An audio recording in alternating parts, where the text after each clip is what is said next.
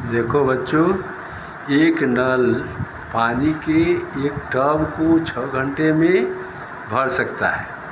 Tub के साथ लगा हुआ एक दूसरा नल भरे हुए टब को 10 घंटा में खाली कर सकता है।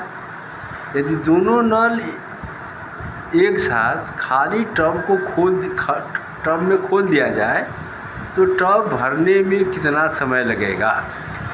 एकदम सटीक सवाल है, इतना लंबा चौड़ा नहीं करना। यहाँ है 6 घंटा और 10 घंटा। लगता है कि खाली करना है, दोनों से भरना रहता तो दोनों को गुना करके और बट्टा में दोनों का योग से भाग देते हैं, लेकिन खाली करना है, इसलिए समय